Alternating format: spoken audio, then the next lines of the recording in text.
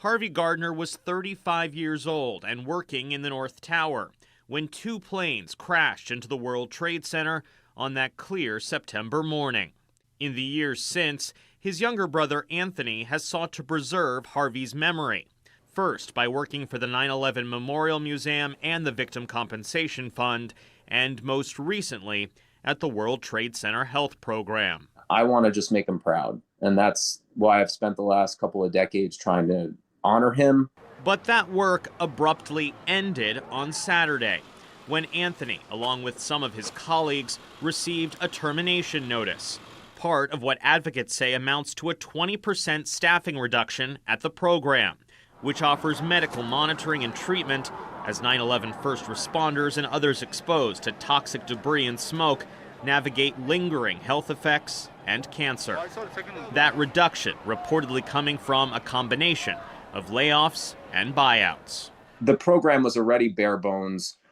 We are already short-staffed to do the vital work that we do every day to care for our members and to get new members enrolled. The move has sent shockwaves through the 9/11 community, with advocates warning it will undermine efforts to help patients and certify their ability to receive treatment.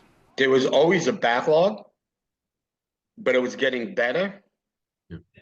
And now it's going to create a bigger backlog. We're talking about people sick and dying that are going to get sicker and die. New York's two Democratic U.S. senators slammed the staffing reduction, writing, quote, "The Trump administration must come clean with whatever dirty deal they have planned for a health fund that should be about taking care of our 9/11 heroes. Nothing more, nothing less."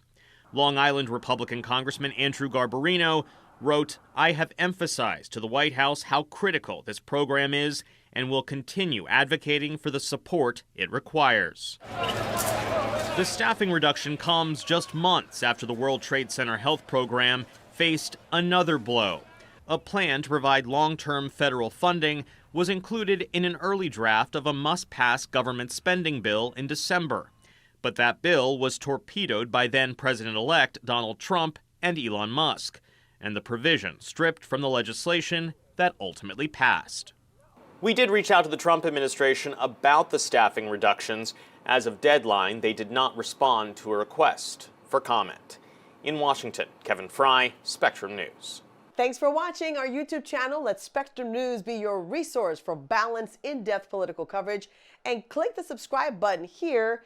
You can also download our app and watch us on TV to learn more about the candidates, where they stand on the issues, and more. We'll see you then.